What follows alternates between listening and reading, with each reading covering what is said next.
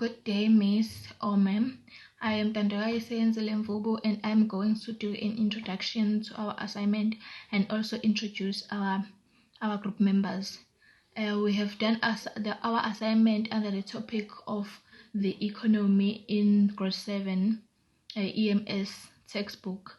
We have 5 members in this group, of which is Pgce, Nowanda Ndlovu, Anele Sibekezelo Mafuleka, Amanda Nomvelo Mathonsi, and Zoleka Nqandu. Our assignment has three subtopics, of which is the history of money, needs and wants, and goods and services. The history of money talks about traditional societies, bartering, promissory notes, coins, paper money, electronic banking, as well as the role of money.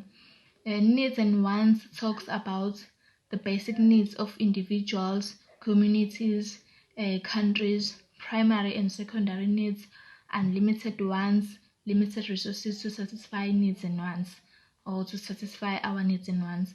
The goods and services talk about the role of household as producers and consumers using goods and services efficiently and effectively, how to recycle and reuse goods to satisfy needs and wants.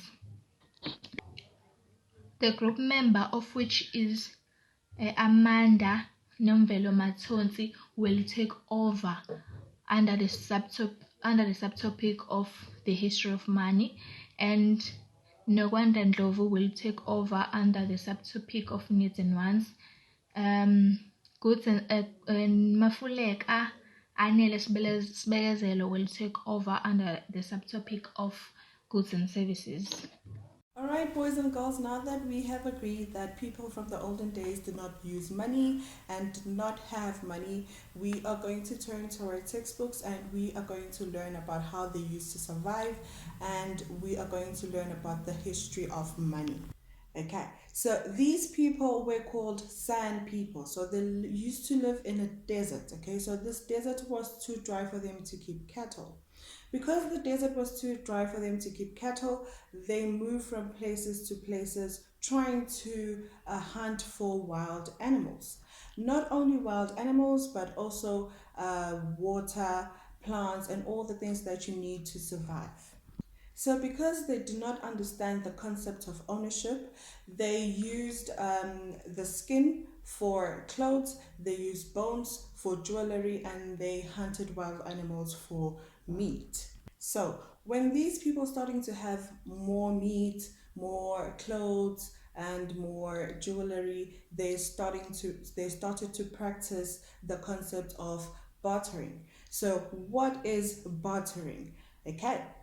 Bartering is the exchange of goods and services for other goods and services. So people who are specialists in production of clothes and production of grain, starting to exchange those things for other goods and services. Okay, so bartering became a problem. So they had problems with regards to bartering. So we are going to discuss what are those problems are. Okay, so the problems that started with bartering are, okay, so there are 3 of them. So the first one was time consuming. It was very time consuming. The second one, they couldn't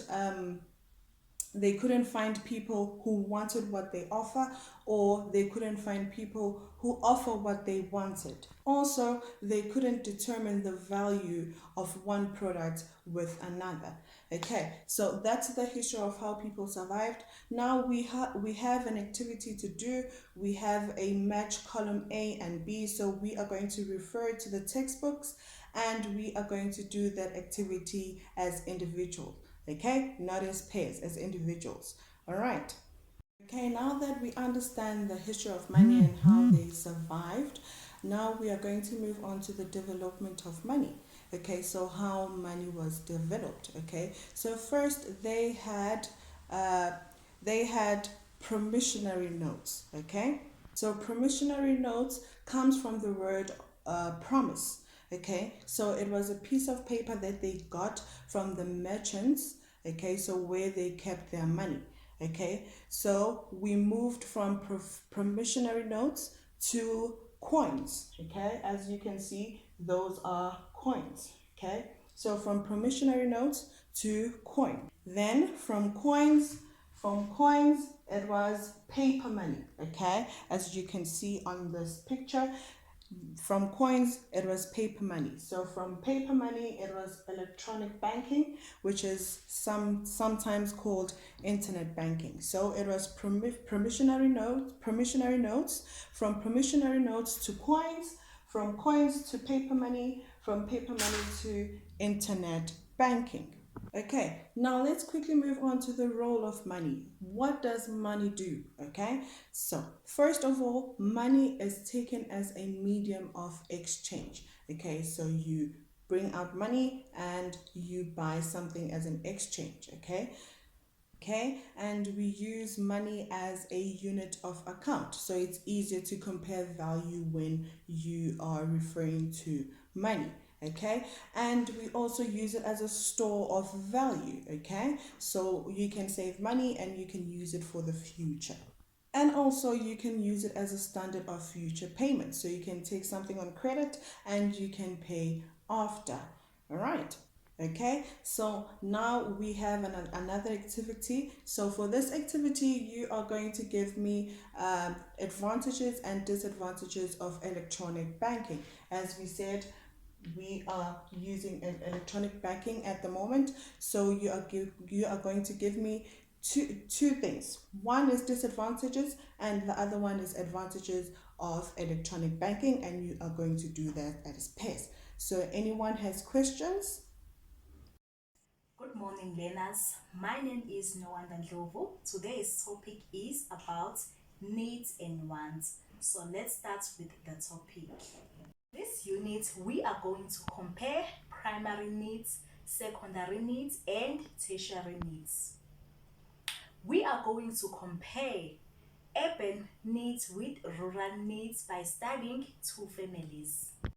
Now, can anyone tell me what is the difference between need and wants? Ma'am, Yes, needs are the things that you can't live without, and wants are the things that you can live without. that's correct.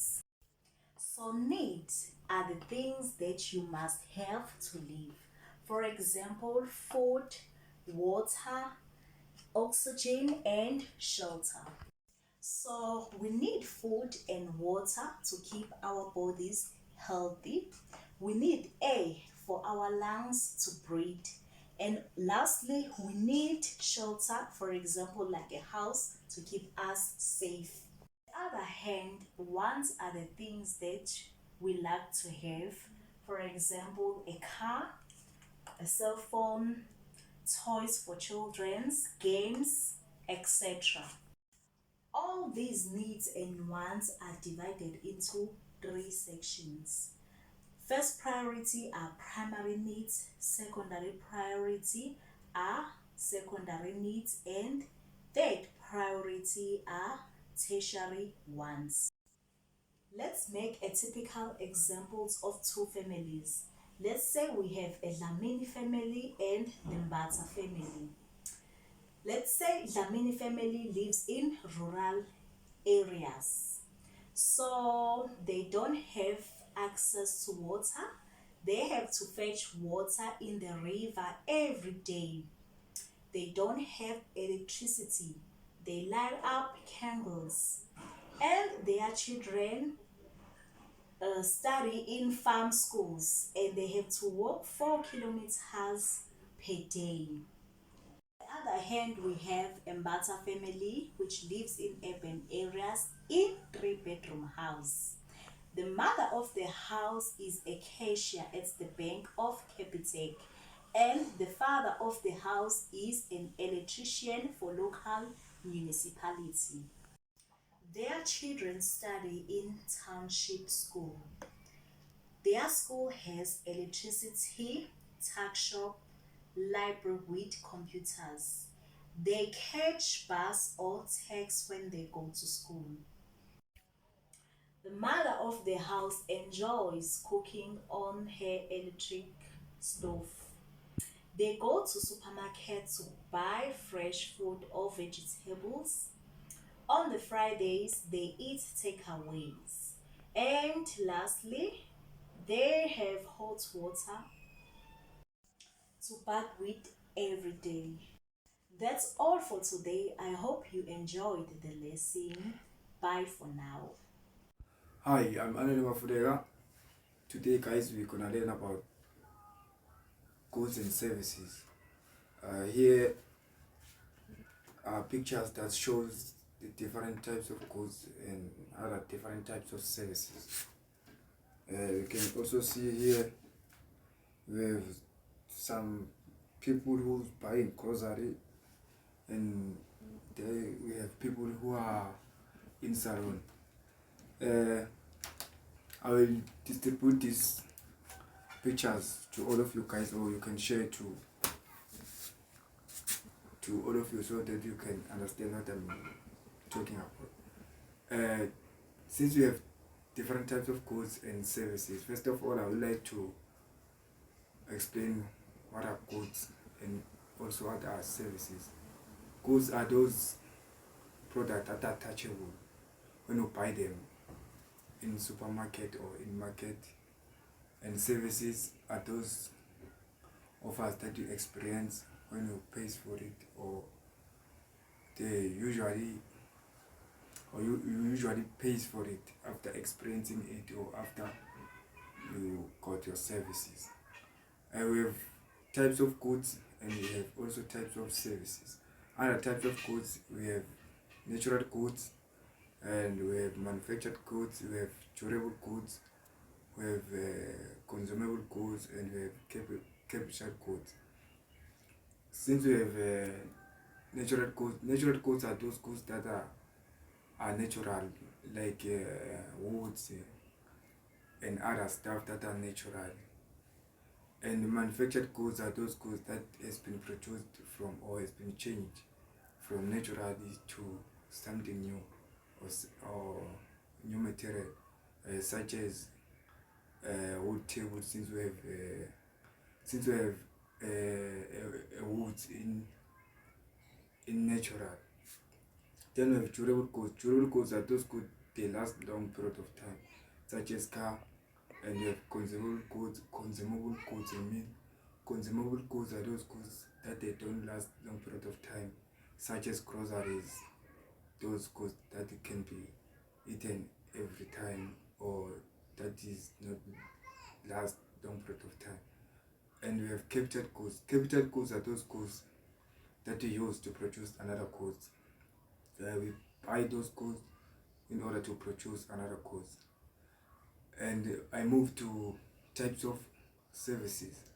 Types of woods in natural. Then we have durable goods. Durable goods are those goods they last long period of time, such as car. And we have consumable goods. Consumable goods are those goods that they don't last long period of time, such as groceries. Those goods that can be eaten every time, or that is not last long period of time. And we have captured goods. Captured goods are those goods that we use to produce another goods. We buy those goods in order to produce another goods. And I move to types of services. Types of services to you learners are those types of services. We have two types of services. We have essential and non-essential. Essential services are those services that you cannot live without them, such as transport or such as public transport. Those services, we need them in our basic days or basic life. And non-essential services are those services that you don't need them every day, but it's nice to have them in our basic life, such as luxury car, luxury cell phone. It's nice to have them, but are not our basic need, but it's our need, but it's not our basic need. In order to goods to be there and services to be there, we have producers and we have consumers.